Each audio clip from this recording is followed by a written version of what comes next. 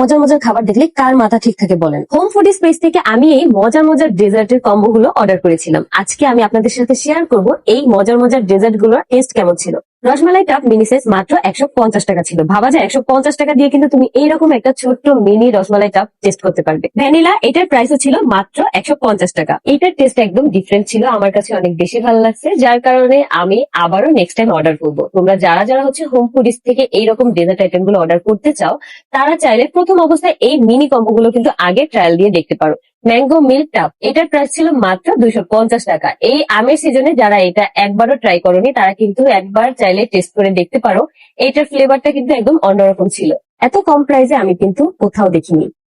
আখির দেখানো এই ডিজার্ট খাবারগুলো কিন্তু খুবই ভালো। তোমরা এই খাবারগুলো একবার হলেও খেয়ে দেখতে পারো। এত কম প্রাইসে এই সুন্দর খাবার তোমরা আর কোথাও পাবে না। এই খাবারগুলো কিন্তু তোমরা হোম ফুড পেজেই পেয়ে যাবা। এই খাবারগুলো কিন্তু সম্পূর্ণ ঘরোয়া তৈরি এবং রিজনেবল প্রাইজের ভিতরে। এর এক একটা বাটি মাত্র 150 টাকা করে। বলো, এত সুন্দর খাবার তোমরা 150 টাকায় কোথাও পাবা না। একবার হলেও অন্তত খেয়ে দেখো যে খাবারগুলো কত সুন্দর। এই সব খাবারগুলো কিন্তু খুবই ইয়ামি, আর এই খাবারগুলো এত ভালো।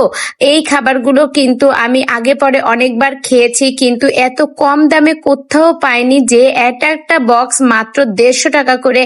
আমি খুলনা নিউ মার্কেট থেকে একবার এই খাবারগুলো খেয়ে দেখেছি, আমার কাছে তেমন একটা ভালো লাগেনি, মনে হয়েছিল খাবারটা একটু বাসি।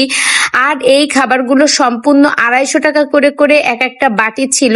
খেয়ে আমার তেমন একটা ভালো লাগেনি। আমার অনেক ইচ্ছা আছে এই হোম ফুড পেজ থেকে একবার হলেও এই ডিজার্ট খাবারগুলো খেয়ে দেখার, কারণ এই খাবারগুলো আমার খুবই পছন্দ। তো বন্ধুরা, তোমার কাছে কেমন লাগছে একবার হলেও অন্তত খেয়ে দেখো।